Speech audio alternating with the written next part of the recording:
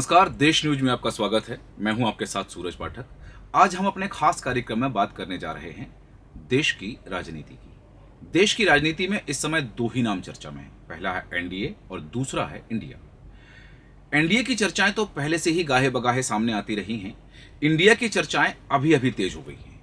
हम इंडिया मतलब अपने देश के नाम की बात नहीं कर रहे हैं, हम बात कर रहे हैं विपक्षी दलों के गठबंधन का नाम इंडिया रखा गया है। 2024 के आम चुनाव में भारतीय जनता पार्टी को हराने के लिए विपक्ष के 26 दल एक साथ आए हैं। विपक्षी एकता की बेंगलुरु में हुई दूसरी बैठक में विपक्षी दलों के गठबंधन का नाम इंडिया तय किया गया है। इसका full form Indian national development inclusive alliance है। इसका ऐलान कांग्रेस अध्यक्ष मल्लिकार्जुन खड़गे ने किया था। विपक्षी दलों के गठबंधन का नाम इंडिया रखे जाने के बाद से ही सत्ता पक्ष इस नाम को लेकर हमलावर है।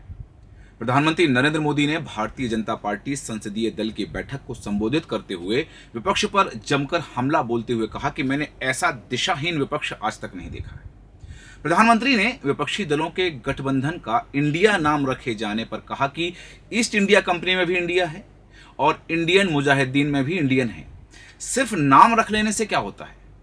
प्रधानमंत्री नरेंद्र मोदी ने बीजेपी संसदीय दल की बैठक में विपक्षी गठबंधन इंडिया पर कटाक्ष करते हुए कहा कि ईस्ट इंडिया कंपनी और पॉपुलर फ्रंट ऑफ इंडिया जैसे नामों का हवाला देते हुए कहा कि केवल देश के नाम के इस्तेमाल से लोगों को गुमराह नहीं किया जा सकता है। इंडियन मुजाहिदीन के नाम में भी इंडिया है। ईस्ट इंडिया कंपनी ने भी अपने नाम में इंडिया जोड़ा था। प्रधानमंत्री नरेंद्र मोदी ने कहा कि विपक्ष हताश और निराश है और उसके आचरण से पता चलता है कि उसने विपक्ष में बने रहने का मन बना लिया है। उन्होंने विश्वास जताया कि लोगों के समर्थन से 2024 के चुनाव के बाद भारतीय जनता पार्टी सत्ता में आएगी और उनकी सरकार के अगले कार्यकाल में भारत तीसरी सबसे बड़ी अर्थव्यवस्था बन जाएगा। राजनीति के जानकारों का मानना है कि बेंगलुरु बैठक में जब विपक्षी दलों ने अपने गठबंधन का नाम इंडिया रखा था, तब अचानक भारतीय जनता पार्टी बैकफुट पर आती दिखाई पड़ी थी। उसे यह समझ ही नहीं आ रहा था कि वह इस नाम का मुकाबला कैसे करेगी, जिस नाम पर स्वयं केंद्र सरकार ने दर्जनों योजनाएं शुरू कर रखी हैं। उसका विरोध वह कैसे कर पाएगी? विरोध करने पर जनता के बीच यह गलतफहमी पैदा होने की संभावनाएं ज्यादा थीं कि कहीं वह देश का ही तो विरोध नहीं कर रही है। विपक्ष भी अपने इस हमले को अचूक मान रहा था। उसे लग रहा था कि उसके इस तीर का भाजपा के पास कोई जवाब नहीं होगा। लेकिन मणिपुर के मुद्दे पर मचे हंगामे के बीच प्रधानमंत्री नरेंद्र मोदी ने भारतीय जनता पार्टी को इस असमंजस से निकाल लिया। पार्टी सांसदों की बैठक के बीच उन्होंने बताया कि किस तरह ईस्ट इंडिया कंपनी का नाम रखकर देश को लूटा गया। Popular front of India, student Islamic movement of India और इंडियन मुजाहिदीन जैसे संगठन अपने नाम में इंडिया शब्द का उपयोग करने के बाद भी देश विरोधी काम करते रहे हैं और इन पर प्रतिबंध भी लगाया गया है। मोदी के बयानों से अब यह साफ है कि आने वाले दिनों में भारतीय जनता पार्टी विपक्षी दलों के गठबंधन को इन्हीं नामों के साथ जोड़कर हमला करेगी और उसकी विश्वसनीयता कम करने की रणनीति अपनाएगी। प्रचार युद्ध में 2014 से ही बार बार अपनी काबिलियत दिखा चुकी भारतीय जनता पार्टी इसको लेकर आक्रामक रुख अपनाएगी और उसे इसका लाभ मिल सकता है। लेकिन सवाल यह है कि क्या प्रधानमंत्री नरेंद्र मोदी का यह आइडिया विपक्ष के इंडिया नाम के असर को बेअसर कर सकेगा? भारतीय जनता पार्टी का कहना है कि छद्म नाम रखकर लोगों को भ्रम में डालने की रणनीति आज के युग में संभव नहीं है। स्मार्टफोन और सोशल मीडिया के जमाने में लोग बेहद महत्वपूर्ण सूचनाओं से लैस हैं।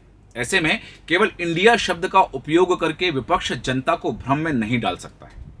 कहा जा रहा था कि इंडिया शब्द का उपयोग कर विपक्ष ने मोदी पर अचूक हमला किया है।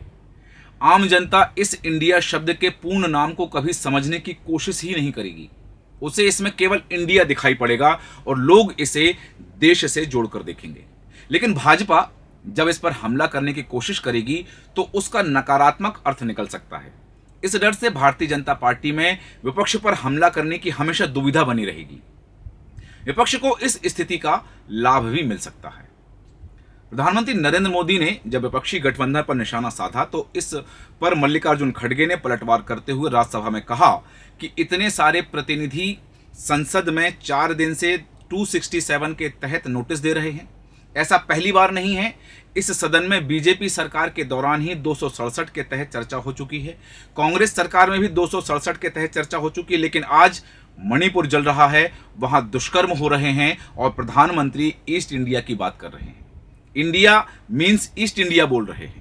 कांग्रेस के पूर्व अध्यक्ष राहुल गांधी ने भी प्रधानमंत्री नरेंद्र मोदी द्वारा विपक्षी गठबंधन Indian national development inclusive alliance पर निशाना साधे जाने के बाद पलटवार करते हुए कहा कि प्रधानमंत्री इस गठबंधन को लेकर कुछ भी कहें, लेकिन यह इंडिया है जो मणिपुर को मरहम लगाने तथा हर महिला और बच्चे के आंसू पोंछने में मदद करेगा।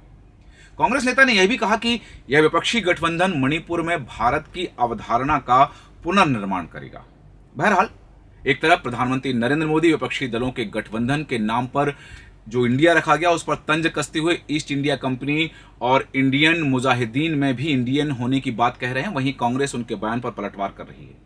अब देखना होगा कि चुनाव के समय क्या भारतीय मतदाताओं को विपक्षी दल इंडिया का मतलब समझा पाएंगे, और यदि भारतीय मतदाता विपक्ष के इंडिया का मतलब समझ गए तो क्या विपक्ष का समर्थन करेंगे, और प्रधानमंत्री नरेंद्र मोदी के उस दावे की कितनी सच्चाई सामने आती है कि इंडिया नाम रखने से कुछ नहीं होता है। और साथ ही प्रधानमंत्री ने जो कहा कि विपक्ष ने अपनी मंशा जाहिर कर दी है कि वह इस बार भी विपक्ष में बने रहना चाहते हैं, उस वक्तव्य का आशय क्या है, और क्या भारतीय जनता पार्टी 2024 में जीत की हैट्रिक लगाने में कामयाब हो पाएगी, और विपक्ष के तर्कस में अभी और कितने तीर हैं, यह तो चुनाव के समय ही सामने आएगा। हमारे आज के खास कार्यक्रम में इतना ही। आप बने रहें देश न्यूज के साथ। नमस्कार।